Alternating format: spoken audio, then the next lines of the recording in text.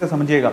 अगर आप लोग यहाँ पर टॉप 5 स्टेट्स देखें तो महाराष्ट्र अभी टॉप पर है। कोरोना केसेस में महाराष्ट्र सबसे ऊपर चल रहा है। अभी तक कोरोना के कितने केसेस आ चुके हैं महाराष्ट्र में? 55,53,225 केसेस, और ये पिछले डेटा से 26,133 ऐड हो गया है इसके अंदर। कर्नाटका सेकंड नंबर पर चल रहा है जहां पर हम लोग रह रहे हैं। 23,98,925 केसेस हैं, 31,183 ऐड हुआ है लास्ट डेटा के अंदर।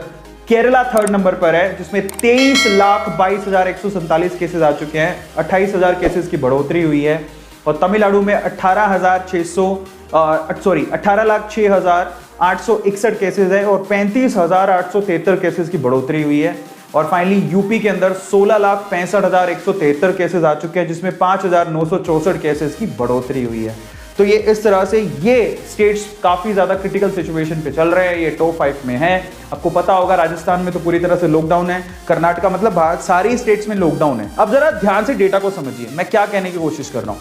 टोटल टेस्ट कितने हो अभी तक कोरोना के? कोरोना का टेस्ट किसको करवाना है? पहला सवाल तो यही उठता है, चाहे आप स्वस्थ हो, आपको कोरोना नहीं हुआ हो, जो भी हो, टेस्ट जरूरी है।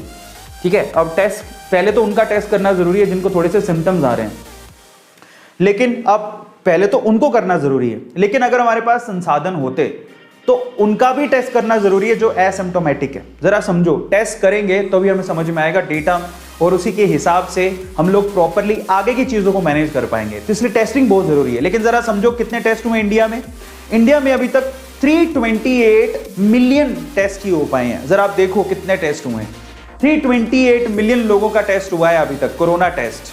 उसमें कुछ असिम्प्टोमेटिक थे, कुछ सिम्प्टोमेटिक थे, किसी को था किसी को नहीं था, बट इतने टेस्ट हुए। आप जानते हो जनसंख्या कितनी है हमारी?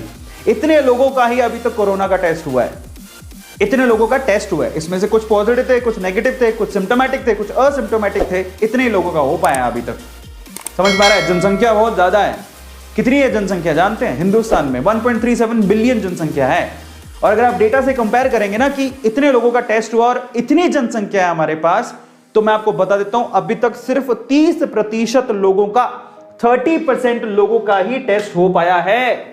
पूरी हिंदुस्तान की जनसंख्या में अभी तक 30% लोगों का ही कोरोना टेस्ट हो पाया है। जरा समझिए, 70% लोगों का तो कोरोना टेस्ट हुआ ही नहीं है। तब उन्हीं में से डेटा निकल के आ रहे हैं।